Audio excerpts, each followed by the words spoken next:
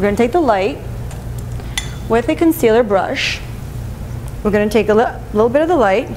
Oh, you know what? This is the medium. My bad. Take the medium salmon concealer. Even though Jill is the light foundation, we're going to use the medium salmon concealer.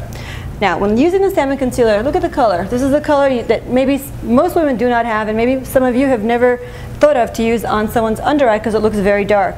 But the salmon concealer, this is the original, is what's going to neutralize the blues. And you can look in the mirror. And I always like for the person who's sitting to look in the mirror, and I'm only going to do one eye because I like to tell them about it. That this is actually an eye treatment, and it's got astaxanthin, and it's got anti-inflammatory and omega-3. And the antioxidants it has, they're 500 times more potent than vitamin E. And what's astaxanthin? That's the microalgae the salmon eats that gives the salmon all that power, which is why we're told to eat the salmon. And then you actually, you know, can you tell the difference between the two sides? And that's why this is the original. And once we're done with this, I'm also going to ask Jill to feel her face to see, because a lot of people often are so scared to touch their face after they have makeup on. But as soon as we put some blush on, I want you to see how great it's going to feel, even with powder and cream.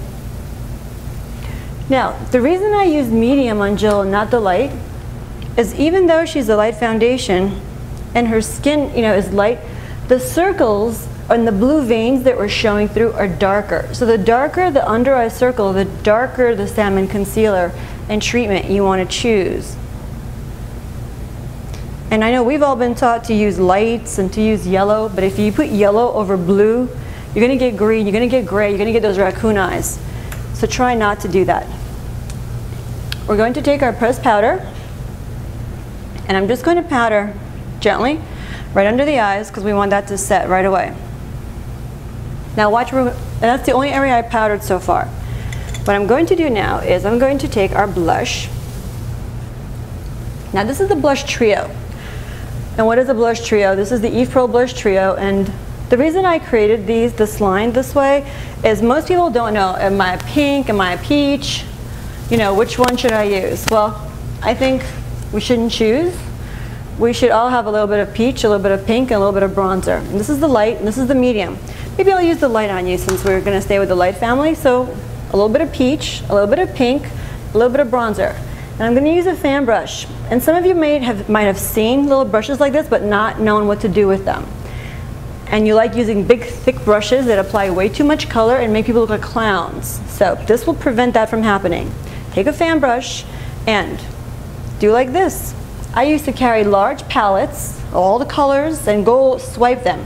And if you think about it, what were you doing? You're swiping a bunch of peach colors, a bunch of pink colors, and some bronzer colors, right? So why not do it in a small palette that when the person is going to like what you just did to them, they'll say, wow, that was really great. And then you have an extra one to sell to the person instead of trying to, you know, put your stuff together. You have to think a little bit more long-term, a little bit more entrepreneurial, because you can be the best makeup artist and it might not really support what you're doing. So you have to think of yourself as your own business, and you can develop a great clientele just by providing just not only makeup application, but know-how, and do little, you know, I don't even want to say like little parties, but the biggest industry that's growing right now are those people that are like the people that sold makeup, you know, house to house, and they did the little Tupperware, the Mary, they really, those are the industries that are growing. Now imagine if you can do it with a professional line as a professional and have very easy to use, easy to carry products that you can provide to people. And you do this for more than just the brides or the makeover. You can do this for the big corporations who need to look good and need to represent themselves properly. Now the reason I like using this is, you see when you have the blush, let's say there's a little bit too much blush and I took it a little bit up, take the same brush, go into your pressed powder with the same fan brush and put it right here in the powder. Now I'm going to take the blush all the way up. So now I'm doing two things. I'm smoothing this down and I'm smoothing down the pressed powder. And you see how everything now is blended. There's no lines of blush, where the blush begins, where the blush ends.